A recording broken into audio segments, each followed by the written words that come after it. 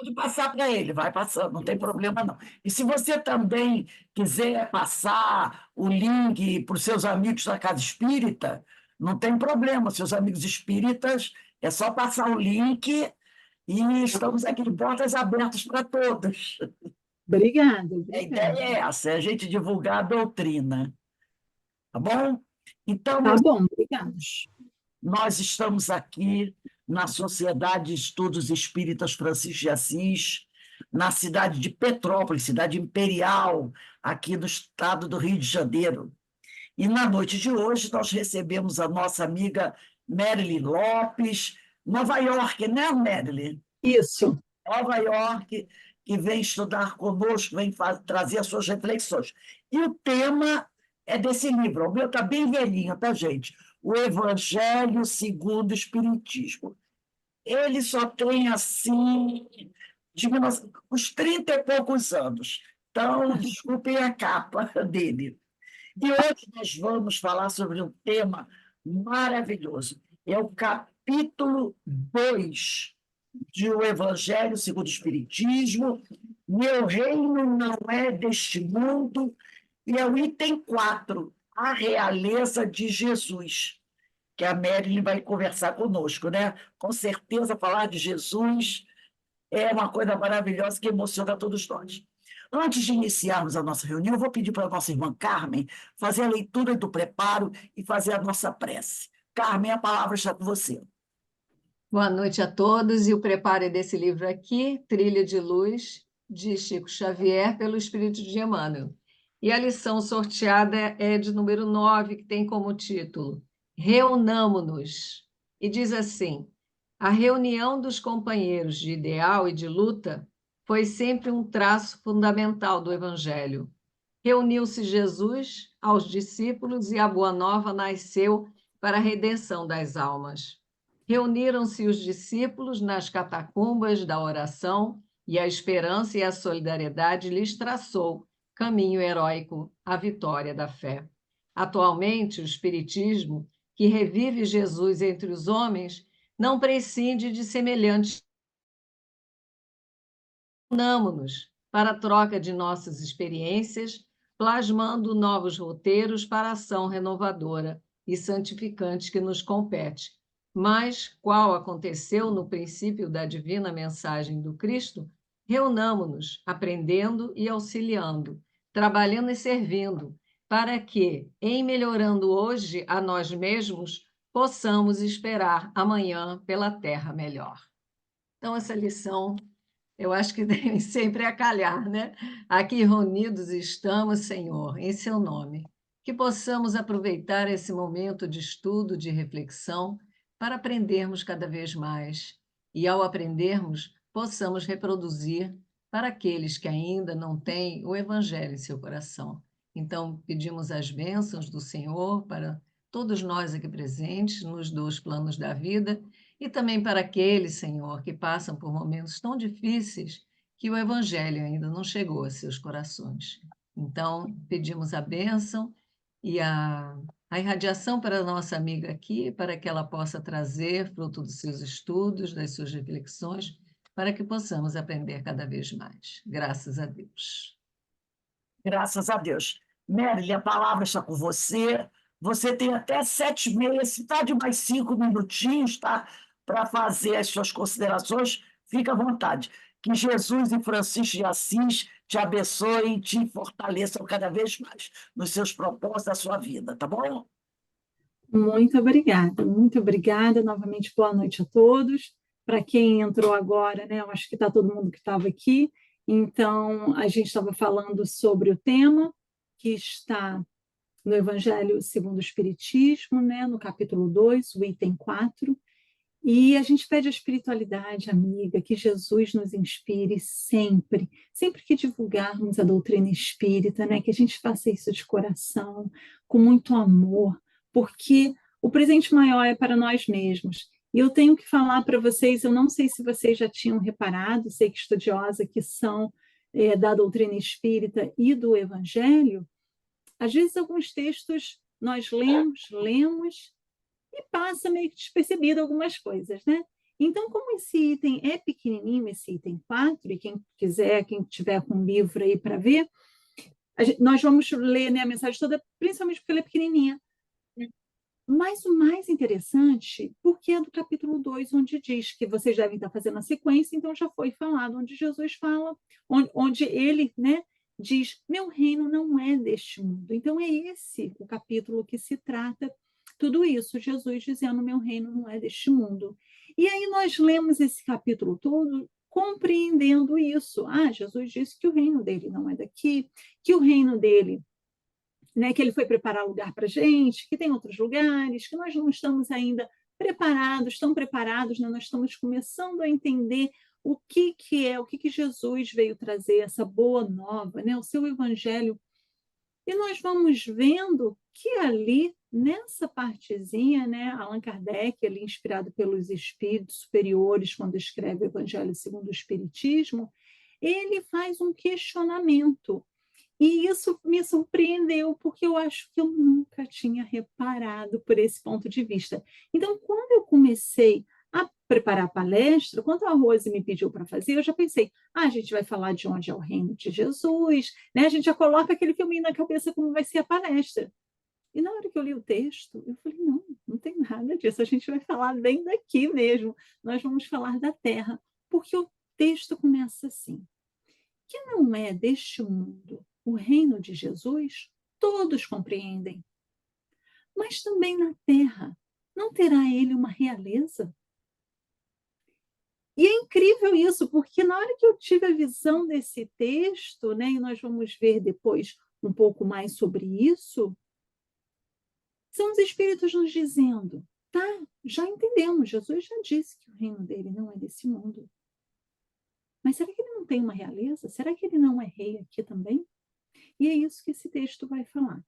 Nós pegamos para o auxílio do estudo esse livro aqui, de Raul Teixeira, que chama Quem é o Cristo? Para a gente entender quem é o Cristo, para a gente responder, então, essa pergunta que Kardec, a espiritualidade, nos propõe, onde dito que Jesus tem, né? Será que ele não tem uma realeza aqui também? Nós vamos compreender que Jesus tem, sim, uma realeza aqui e que ele é rei, sim, entre nós, né? Mesmo que ele continue sendo rei, ele é rei entre nós.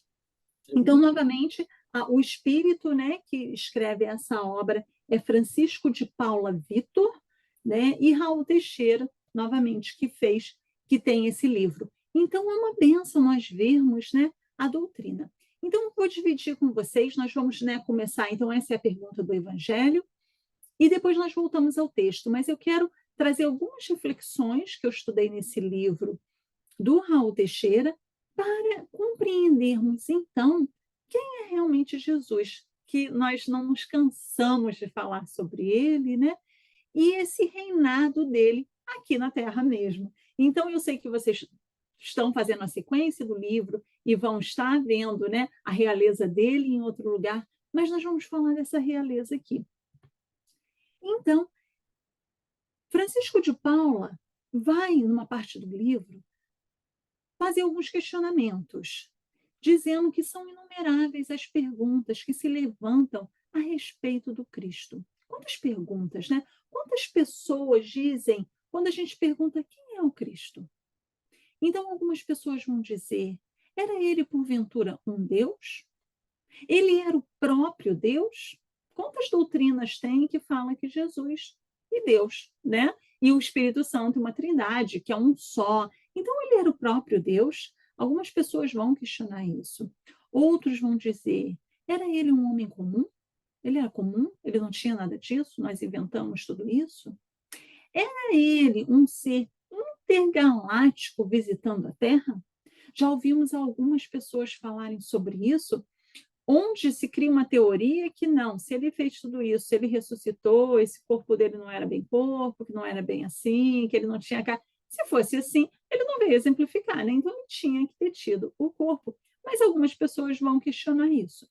Era ele um iniciado? Ele foi um iniciado de um outro lugar? Algumas pessoas vão dizer que ele participou de outros lugares, né? Era ele um iniciado? Era um rebelde? Era só um rebelde indo contra a lei?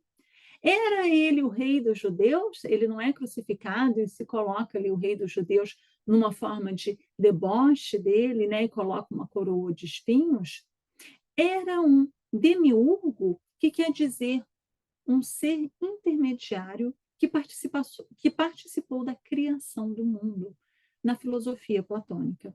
Então, nós sabemos, né, que ele não só participou, que, como ele é o autor da criação desse planeta. Então, Francisco de Paula vai fazendo esses questionamentos porque sabemos que, ao longo do tempo, várias seitas, vários locais, pessoas de destaque vão fazendo essas perguntas sobre Jesus. Ele continua, por outro lado, aos que indagam, porque, por um lado, tem essas pessoas que dizem que ele, né, era melhor, maior, mas também tem os que dizem que não, né? Era ele um fora da lei? Era Jesus, então, um criminoso? Ele não morreu como criminoso? E algumas pessoas vão dizer isso. Eu já ouvi de uma pessoa até bem próxima a mim, que é uma pessoa que é ateu, dizendo: mas Jesus nem trabalhava, né? Quando ele estava nesse tempo com os discípulos, ele não trabalhava. Então, ele era um vagabundo? Foi assim. E choca, né, a pessoa falar isso. Mas é o que a pessoa começa a imaginar. Como assim alguém que vem ensinar alguma coisa nem trabalha? E nós sabemos que ele trabalhava constantemente, né? Tudo que ele estava mostrando e demonstrando era um ensinamento. Mas algumas pessoas vão questionar. Era ele um guerreiro? Era um mago? Era um anjo? Era um ilusionista? Era ele um curandeiro? Jesus veio então para ser curandeiro, só para fazer cura? É isso que ele veio fazer? Era um taumaturgo, que quer dizer um milagreiro, aquele que faz milagres? Foi só isso que Jesus veio fazer? Era ele um paranormal? Outro dia eu ouvi alguém perguntando se Jesus era um médium. Era Jesus um médium? Se ele fosse médium, né, se ele fosse um paranormal, teria que ter um espírito mais elevado, né, para ele passar essa mensagem. Não, Jesus era um ser perfeito, então ele não poderia ser um paranormal, ele não poderia ser um médium. Era o que então, afinal? O que era o Cristo? E nós vamos começando a imaginar isso para pensarmos, refletirmos sobre isso para nós mesmos. Quem é Jesus para mim? Quem era ele? Quem é ele? Quem é ele na minha vida hoje? Eu consigo conversar com Jesus? Eu tenho medo de Jesus? Né? Como que está isso? Outro dia, nós estávamos num estudo, e eu sei que já deve ter chegado, né, não, eu sei não, eu acho que já chegou aí no Brasil, porque as coisas chegam bem rápido. Tem uma série aqui nos Estados Unidos fazendo bastante sucesso que fala da vida de Jesus. Vocês já viram? Aqui chama The Chosen, aí pode ser o escolhido, ou é The Chosen mesmo, já chega com o mesmo nome, The Chosen mesmo. Então, eu até digo para o pessoal do centro, o pessoal está encantado. Eu falei, não consegui ainda ver, porque alguma coisa a gente tem que abrir mão, né? E assistir uma série, para mim, eu acho que não dá, porque são tantos estudos e tudo que a gente tem que fazer, mas eu digo, um dia eu vejo.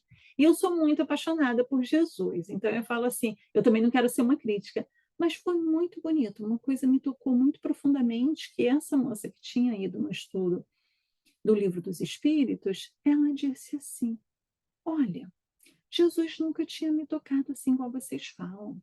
Vocês falam, falam, falam, e eu não senti esse amor ainda por ele. E aí ela disse, eu assistindo The Chosen, eu consegui sentir esse amor finalmente. Olha que maravilha o que essa série está fazendo, né? Que pensa uma pessoa que não tinha sido tocada. Então Jesus, né? As maneiras vão vindo para ser tocada. Eu realmente, eu sou muito apaixonada por essa figura serena, tranquila de Jesus. Eu acho que antes, na infância, eu tinha aquela coisa, né? Porque tinha aquele Deus punitivo, e acho que isso passava para Jesus também, e a gente achava que era aquele ser que estava sempre olhando para a gente, né? Papai do céu castiga, Jesus vai ficar zangado, né? A Denise está ali concordando, né? Então a gente vai vendo que isso vai acontecendo e a gente vai se distanciando dele. E quando a gente sente esse amor, esse Jesus meigo, esse Jesus que veio para todos nós, que está aqui para nós, é esse tempo de refletir. Quem é Jesus na minha vida? E aí, em Mateus 16, 13 a 17, o próprio Jesus indaga. Né? Ele está ali com os discípulos e ele olha para os discípulos e pergunta: Os outros dizem que o Filho do Homem é. Não era assim que ele se referia a ele mesmo, o Filho do Homem?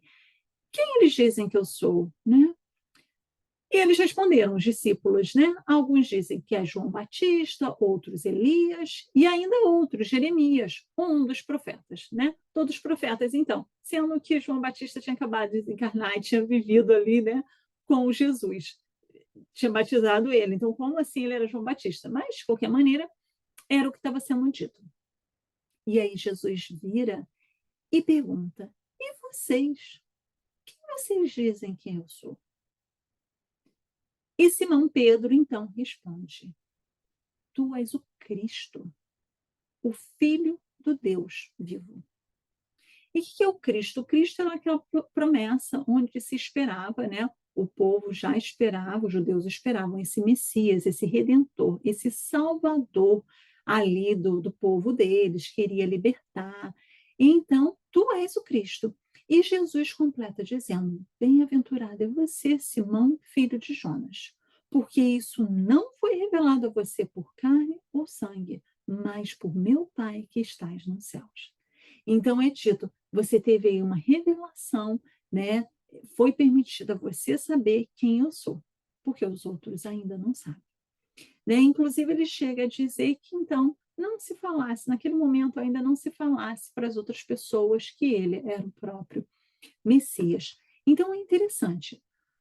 Hoje, os homens do mundo, até hoje, dizem muitas coisas a respeito, né, de Jesus, mas o Cristo é o sublime alentador de todas as vidas, de todas as vidas.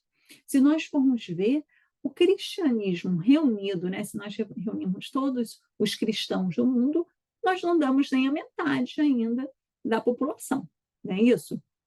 Então, nós vamos vendo que tem mais religiões que não são cristãs. E pensar que no mundo não todos conhecem ainda Jesus. Pensa, é difícil pensar nisso, ainda mais agora com toda a tecnologia, mas nós vamos ver que tem países que não pode, por exemplo, a Coreia do Norte, não pode nem entrar televisão, internet, nada disso, é proibido. Ou lugares muito pobres mesmo que não têm esse acesso, nunca ouviram falar de Jesus. Será que só por isso Jesus não está ali para eles? Não, Jesus está cuidando. Então, Jesus é esse alentador de todas as vidas. Não, você acredita em mim, eu vou cuidar de você. Se você não acreditar em mim, não. Jesus não é esse, ele vai cuidar. Ele é esse nosso governador, né? Esse foi ali, é o governador do planeta, é quem está cuidando de todos nós, então ele cuida de toda a população. E ele mesmo se atribuiu muitas posições. Jesus foi falando em todas as falas dele, quando ele estava com o povo, quando ele estava com os discípulos, ele acaba falando de quem ele é. E ele afirma, né, algumas posições que nós vamos estar vendo. E de tudo que ele afirmou ser, nós concluímos que ele se fez tudo para todos. E isso é Francisco de Paula falando, né? Ele se fez tudo para todos, entendendo cada criatura e dando atendimento às múltiplas carências de cada indivíduo, quanto das coletividades humanas. Então, Jesus ele se entregou para todos, né? Ele fez de tudo que ele podia, não só para a individualidade, como também para a coletividade humana. É muito interessante nós vermos isso, e ele continua fazendo. Agora, para o homem comum, habituado, né, às coisas do mundo, algumas pessoas vão dizer: nossa, mas ele era um exibicionista, ele era um vaidoso de tudo que ele falou que ele era. Quem não compreende Jesus não vai entendê-lo mesmo e vai ainda ter mais qualidades para ele, né? Então, quem é o Cristo? A primeira afirmação que nós vamos ver de Jesus falando quem ele diz em João 8,58. Eu lhes afirmo que antes de Abraão nascer, eu sou. Essa afirmativa é imensa, né? Pensa, Abraão, para o povo ali judeu, era o pai da raça, né? Era o começo de tudo.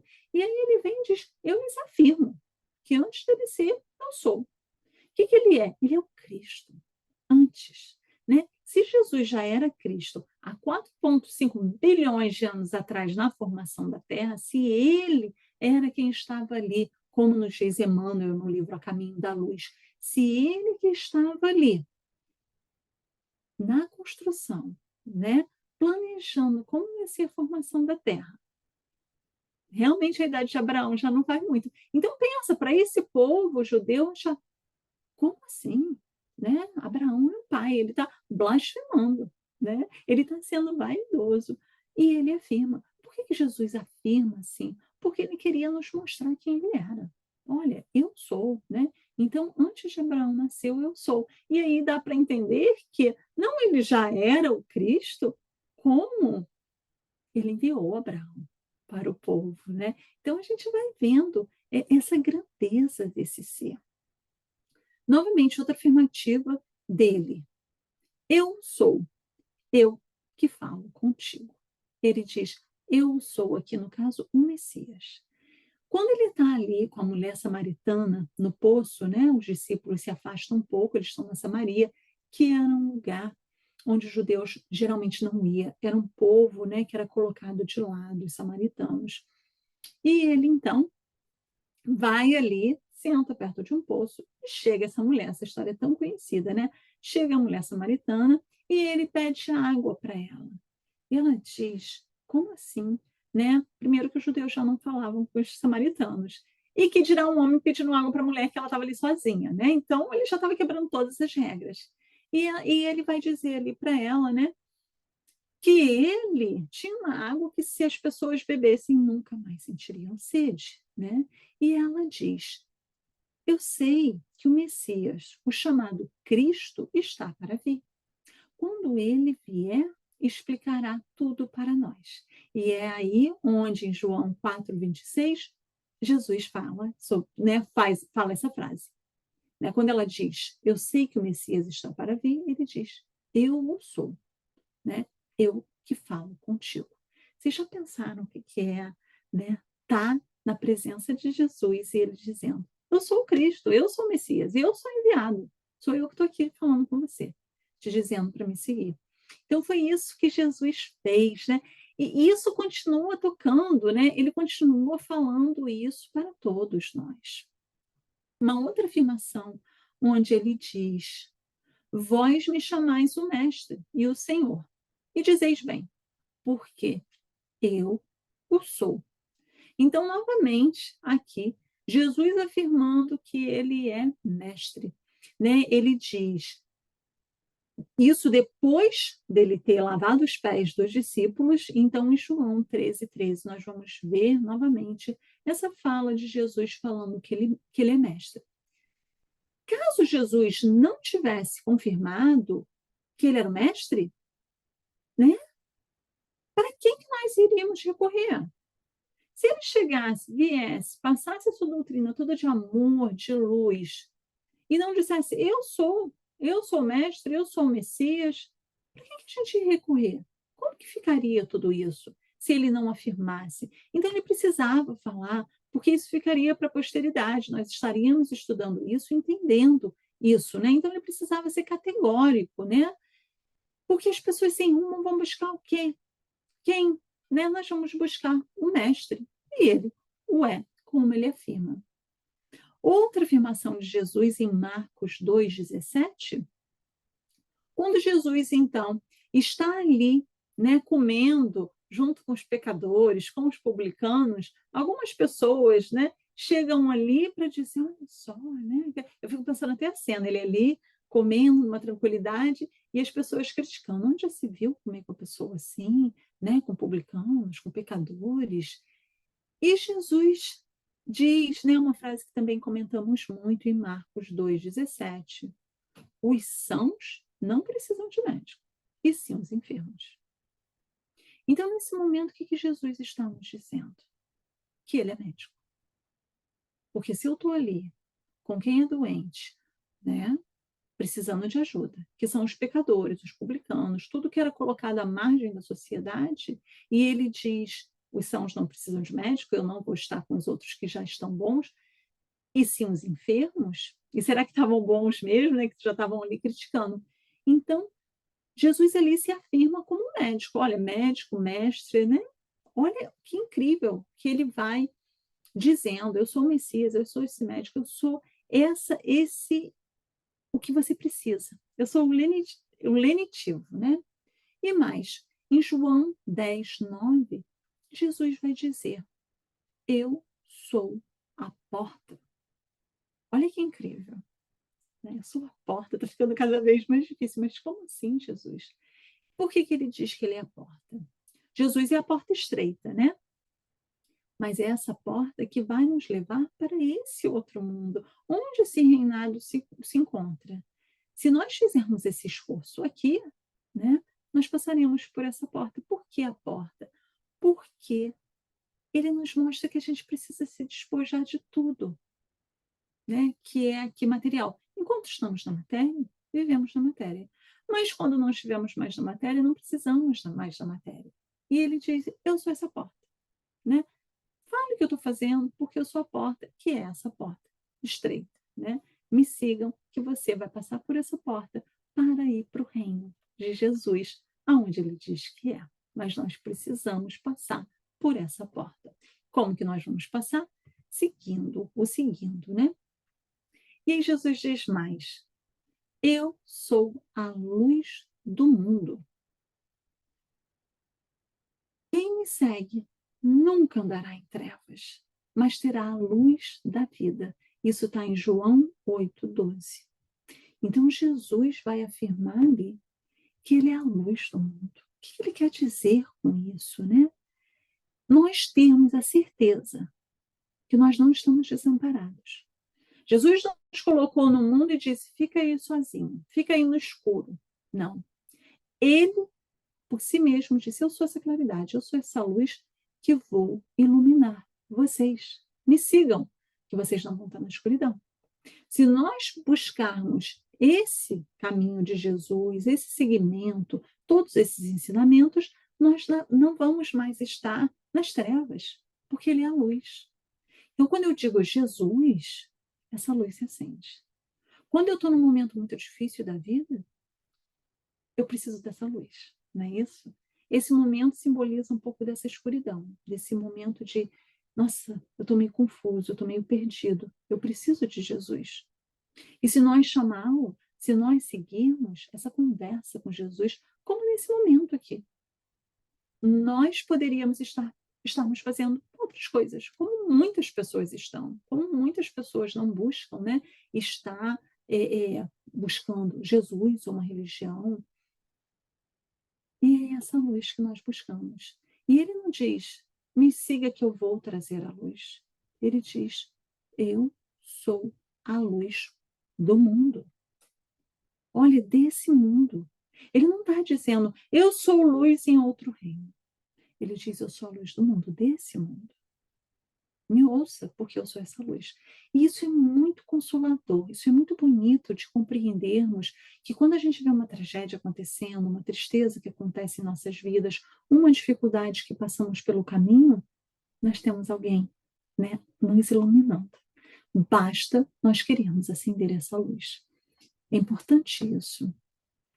Jesus disse mais: eu e o Pai somos um. Jesus está dizendo ali que ele é Deus, né? E isso ele diz em João 10:30. Não, ele não está dizendo que ele é Deus. Ele está dizendo, né, que esse ser evoluído, quanto mais estivermos evoluído, mais vamos estar nos ajustando ao psiquismo do Criador. E aí mais a nossa vontade se integra à vontade do Criador. E quando vamos nos integrando à vontade do Criador, agora eu posso dizer: eu e o Pai somos um. Quando que chegará a nossa vez de falar isso? E é o que Jesus está nos mostrando, que ele já era esse um com Deus, porque ele já conseguia fazer a vontade de Deus, porque ele já conseguia entrar na mesma conexão de Deus, totalmente. Tanto que Paulo, né, vai nos dizer também que ele já não vivia, mas que Jesus vivia nele, depois de tanto que ele aprendeu, de tanta pregação, de tanta vivência, ele disse: agora me ajustei, agora estou nesse psiquismo, agora entendi. E é esse caminho que nós precisamos fazer. Foi a mesma coisa, o mesmo caminho que Jesus quis dizer quando disse: eu e o Pai somos um. Não dizendo nós somos o mesmo, mas as nossas ideias são tão únicas, quando eu falo pelo Pai. E é muito bonito isso, compreendermos, quando ele diz, né, que nós podemos fazer tudo o que ele fez e muito mais, nós um dia falaremos isso também. Eu e o Pai somos um. Jesus falou mais. Ele disse: eu sou a ressurreição e a vida. Como assim? Né? Ele é ressurreição. Quando ele está chegando, então, na casa de Lázaro, que Lázaro morreu, as irmãs de Lázaro, né, aquele grande amigo que ele tinha, e as irmãs de Lázaro, então, chamam Jesus, porque Lázaro tinha morrido. Jesus chega, então, e diz para elas, né, o seu irmão vai ressuscitar. E ela disse: eu sei que ele vai ressuscitar, né, na ressurreição, no último dia. E aí Jesus diz: eu sou a ressurreição e a vida. Eu sou. Novamente, Jesus afirmando que ele é. E ele vai dizer ainda: aquele que crê em mim, ainda que morra, viverá. E quem viver e crê em mim, não morrerá eternamente. Você crê nisso?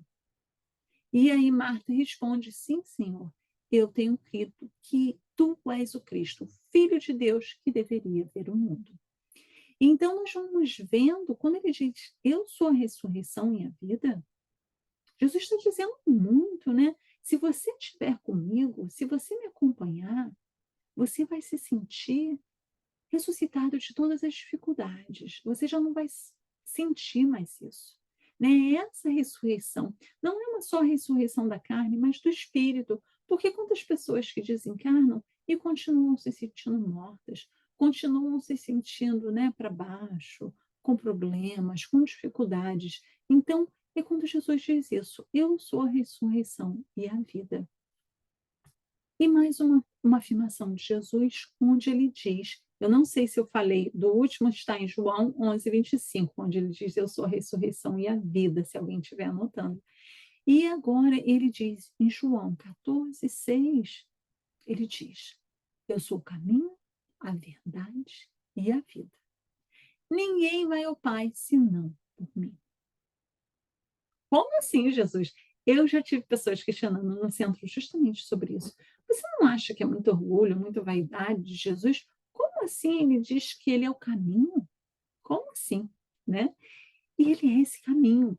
Porque, pensa, às vezes nos sentimos tão perdidos. Por que caminho que eu vou seguir? Para onde que eu vou? E é nesse momento de tormento, né? Que caminho? Para onde eu vou? O que que eu faço? E quando nós achamos Jesus, e nós vemos isso muitos exemplos, Paulo é um deles, né? Muitos exemplos de pessoas que acharam esse caminho e seguiram Jesus. Então, ele é o caminho, ele é o caminho, ele é um caminho. Eu posso escolher, eu posso demorar a escolher esse caminho, mas quando eu acho esse caminho de Jesus, eu acho a verdade e eu acho a vida. Eu já não sinto mais que o trabalho que eu estou fazendo é para o outro, ou reclamar do outro, ou está sendo injusto comigo. Agora eu faço porque eu sei que estou fazendo na seara de Jesus. Estou trabalhando para Jesus. E quando estiver difícil, nós sabemos que Ele está ali, nesse caminho, nos auxiliando. Segue o caminho, vai em frente. É esse o caminho. Então, Ele é o caminho. Segue Jesus, que Ele é o caminho. Né? E é muito importante para todos nós, nos dias de hoje, compreendermos isso. Jesus não veio aqui e disse: meu reino não é deste mundo, eu vou ficar em outro lugar e depois vocês vêm de qualquer maneira. Não, ele deu a receita, ele falou como. Ele falou que era seguir esse caminho que ele é. E como que nós fazemos isso? Seguindo os seus ensinamentos, seguindo tudo que ele deixou. Porque não é por acaso que esses 4 evangelhos se encontram aí, né, que nós temos todas as cartas de Paulo, que nós temos todo o Novo Testamento, e o Antigo Testamento também ajuda, né, vai dando uma comprovação de tudo isso que Jesus veio fazer, mas é importante compreendermos. Outro dia um rapaz veio dizer, é um rapaz que nós temos, que ele chegou quase com um nível de esquizofrenia no centro. Nós ficamos preocupados. As pessoas, até quem não era médio, notaram que o rapaz não estava sozinho, dava para ver, assim, que esse rapaz estava acompanhado, assim, dá para sentir a energia dele, todo mundo ficou assim, e foi bonito ver que eu, né, cheguei e pedi a um trabalhador para ficar perto dele, né, caso ele tivesse alguma crise, as pessoas ficaram, e muitas pessoas depois me disseram que ficaram em oração por ele, um rapaz de 28 anos, mas ele parece um pouco até mais novo, e ele chega ali com problema de vícios, com um quadro, né, já mental, que está tendo um acompanhamento médico, com essa mãe evangélica. Foi a coisa mais linda. Essa mãe evangélica dizendo: eu não sei mais o que fazer, eu procurei a casa espírita. E é lindíssimo ver. Ele já está lá algumas semanas conosco, ele agora quer ir, tem época que ela está viajando, não pode ir, ele vai, consegue ir, pega um Uber, né?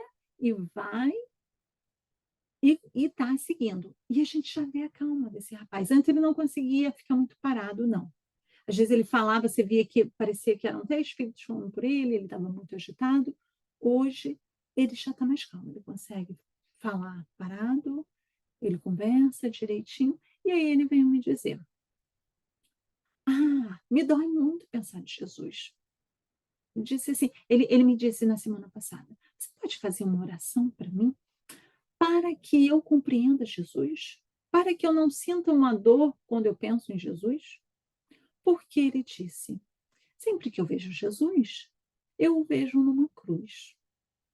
Eu sempre lembro da fase da crucificação de Jesus.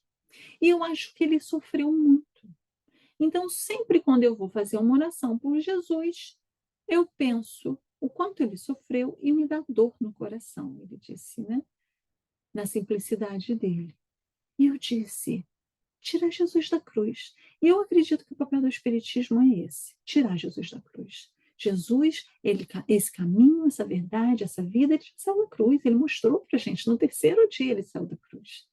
Nós não precisamos mais dessa imagem de Jesus crucificado. Sabemos que ele passou por tudo isso, pelo que ele passou, mas Jesus agora é essa paz, é esse amor, é esse caminho, essa verdade, é essa vida, essa ressurreição. Então, nós precisamos compreender. E aí eu comecei a falar com ele, falando: olha, pensa num Jesus assim, um Jesus feliz, um Jesus mais alegre. Ah, então eu vou pensar. E fiz a oração com ele para que ele compreendesse Jesus. Olha que lindo esse pedido, né? De dizer: me dói pensar em Jesus. Então, cada afirmação dessa aqui que falamos de Jesus, precisamos compreender para nós mesmos. Como assim? Quem é esse Jesus? E voltando ao texto agora do Evangelho segundo o Espiritismo, onde vamos repetir então o começo, que não é deste mundo o reino de Jesus, todos compreendem. Mas também na terra não terá uma realeza?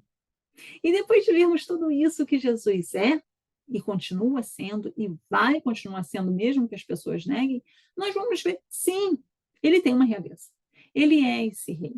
Ele é esse rei aqui na terra. Porque ele é essa pessoa que vem para auxiliar. O que é um rei? O rei, né, segundo o dicionário, exerce a função de um chefe sem limites de poder ou tempo. Não é isso que Jesus faz? Ele é. E ele não se impõe como chefe, né, como deveriam ser os reis, sem limite de poder ou tempo. Ele fez tudo, ele se mostrou como ele era, ele tinha o poder de nos curar, ele tinha o poder de nos auxiliar, de nos buscar. Então, mas no caso do rei, não há eleição, o poder decorre da hereditariedade, apenas integrantes da família real podem chegar ao cargo de rei. E isso, historicamente, vem essa posição de rei, deriva dos primeiros líderes tribais, que sempre tinham um líder. Então, para nós que seguimos, que somos cristãos, esse líder para nós é Jesus, sem sombra de dúvidas. Não tem outro, né? E o Evangelho vai dizer: nem sempre o título de rei implica o exercício do poder temporal. Olha, eu achei incrível esse parágrafo. Dá-se esse título por unânime consenso a todo aquele que, pelo seu gênio, ascende à primeira plana numa ordem de ideias quaisquer, a todo aquele que domina o seu século e influi sobre o progresso da humanidade. Não é isso? Aí ele fala assim: É nesse sentido que se costuma dizer o rei ou o príncipe dos filósofos, dos artistas, dos poetas, dos escritores, etc. O que ele está dizendo? Quando uma pessoa se destaca demais, nós damos os títulos de rei ou rainha. No Brasil, nós vemos isso, né? Quem é o rei do futebol? Pelé, né? Quem é o rei da música? A pessoa pode não gostar, mas não tem como discordar, que é Roberto Carlos, não é isso? Quem é a rainha dos baixinhos? Não tem outra. Se fala rainha dos baixinhos, a gente já sabe de quem que a gente está falando. Então, e aqui também tem, né? Quem é o rei do rock, né? Que é Elvis Presley, a gente vai vendo o rei do pop, né? Que é o Michael Jackson.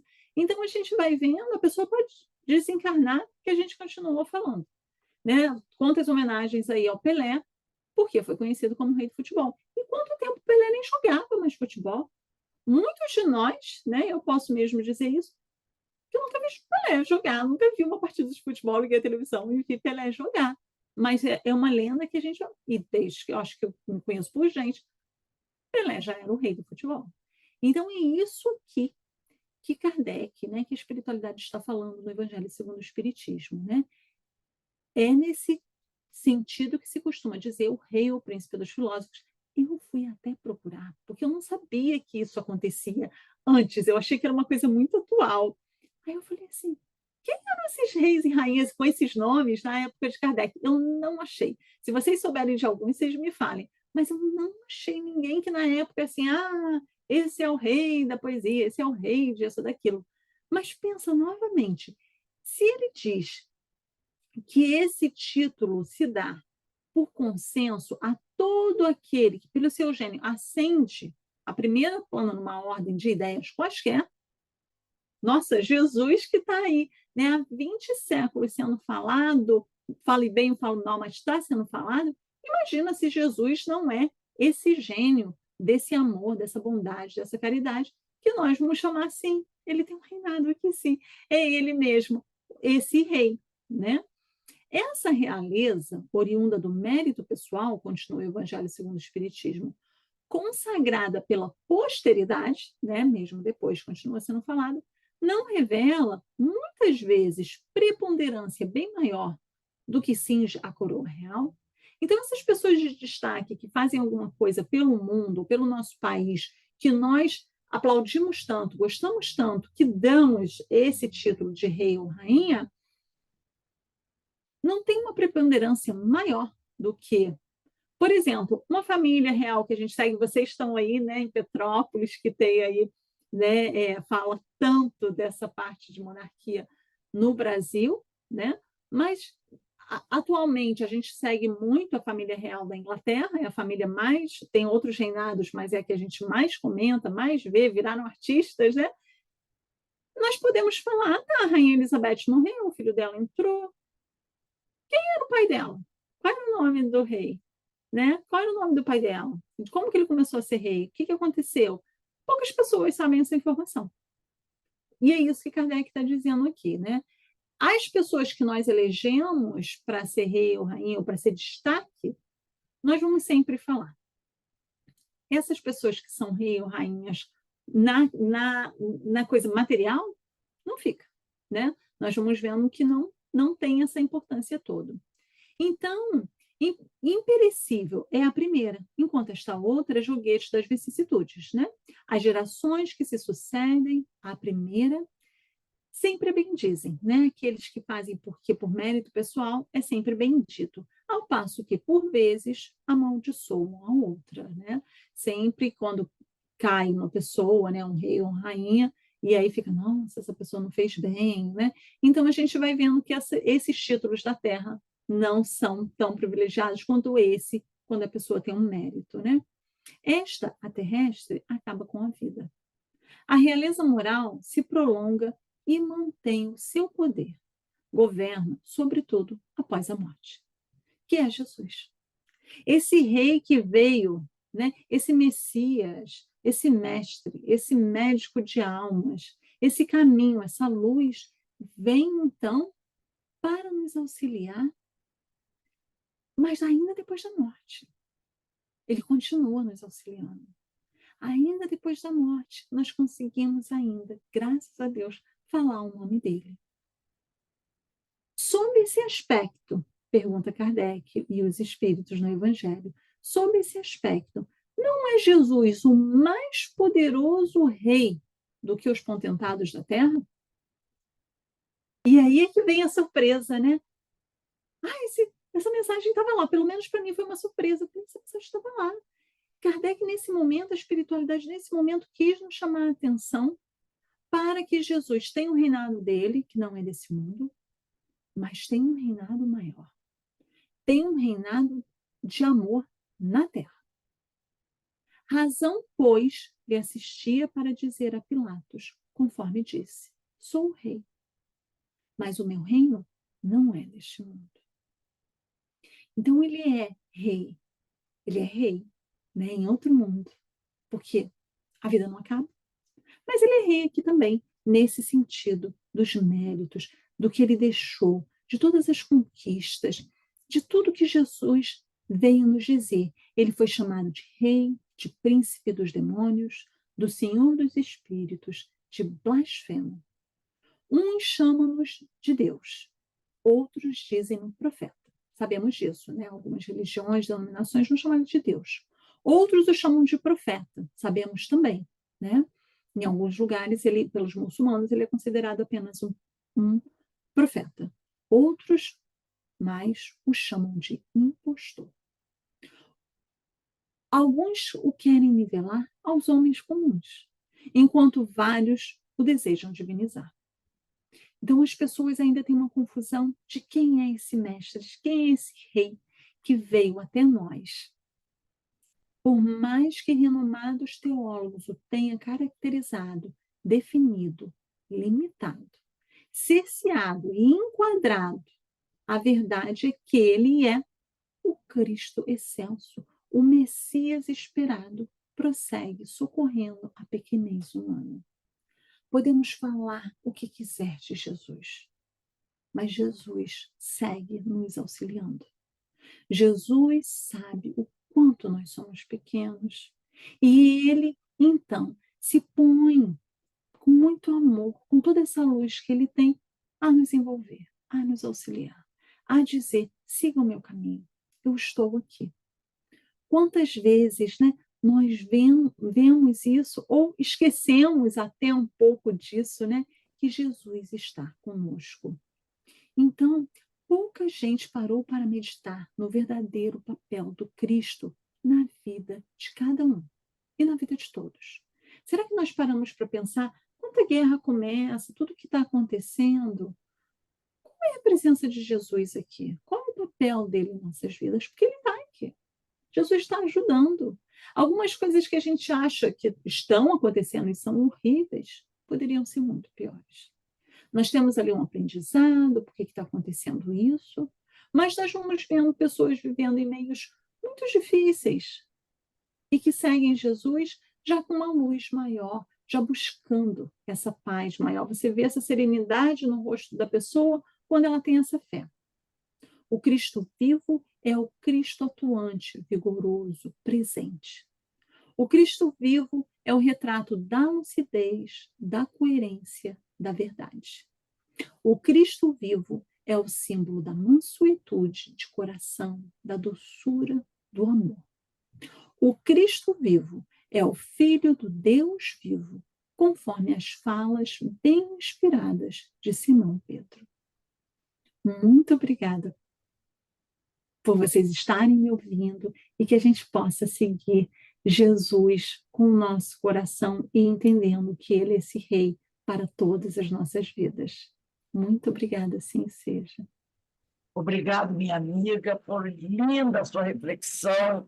Realmente, precisamos seguir esse Cristo. E ele é o rei aqui na terra, é o rei entre nós e que ficará eternamente na lembrança de todos os espíritos, não só do nosso planeta, mas de todo esse universo, né? O nosso mestre, o Cristo, é o rei, então, e que nunca será esquecido. Então, muito obrigado, lindo, foi muito bom a gente refletir, pensar sobre Jesus, nos dá aquela força para a gente prosseguir a nossa caminhada. Leve o nosso abraço à sua casa espírita, aos seus companheiros, que Deus os abençoe, os fortaleça, para que vocês prossigam desse trabalho de evangelização da humanidade, porque o Jesus necessita da nossa ajuda também, tá? Ó, um beijo no coração. Muito obrigada. Aqui é a minha herança brasileira, as minhas plantas, vocês veem, a minha casa toda cheia de planta, porque é essa vontade, né, de ser brasileiro, que é muito gostoso, né, gente? Então, a gente vem e traz as plantas. Estamos vendo verdinho, realmente, é muito bom, muito aconchegante. Bem, meus irmãos, nós estamos encerrando nossa palestra, lembrando a todos que sábado, dia 9, às 16h30, teremos o nosso primeiro seminário espírita, Ivone do Amaral Pereira. O tema é mediunidade a serviço da vida. Então, sábado, 16h30, 4h30 da tarde. Vou mandar o link para vocês amanhã, mais uma vez o cartaz e o link. Vou pedir a Nelly, se possível, que ela compartilhe com seus companheiros, porque é muito bom ouvir falar de Ivone do Amaral Pereira, né? Essa grande trabalhadora de Jesus. Todos estão convidados para estarem conosco. Ele será online e presencial, tá bom? Então, para encerrar a nossa palestra da noite de hoje, eu vou pedir para a nossa amiga Aninha Brito. Ana, faz a nossa prece de agradecimento, por favor.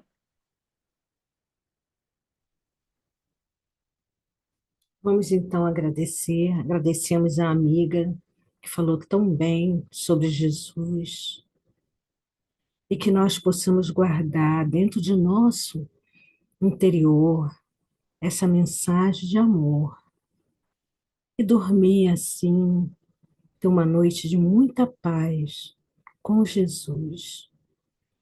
Obrigado, Senhor. Ampare o nosso coração, ampare nosso lar, ampare a terra, Senhor. Aqueles que estão passando por dificuldade tão grande de entender Jesus, por isso sofre tanto. Obrigado. Nos ajude para superar essas dificuldades. Obrigada e uma boa noite para todos. Graças a Deus. Graças a Deus. Obrigado, minha amiga. Me despeço aqui de todos vocês. É um prazer sempre estar com vocês, juntos, como verdadeira família que somos, tá bom? Tchau, gente. Boa noite. Boa noite, obrigada. Boa Foi noite, maravilhoso. tudo bem? Boa noite. Nós temos um homem, gente. Olha que lindo. Parabéns para o senhor estar aqui. Jorge Guimarães. Está aqui conosco. Acho muito bom. Perfeito. Estamos aí. Boa noite. Boa noite, bom descanso. Obrigada. Boa noite, gente. Boa noite. Muito obrigado, Mori, mais uma vez. Gratidão, amiga. Tchau. Fiquem em paz, que o Senhor nos abençoe.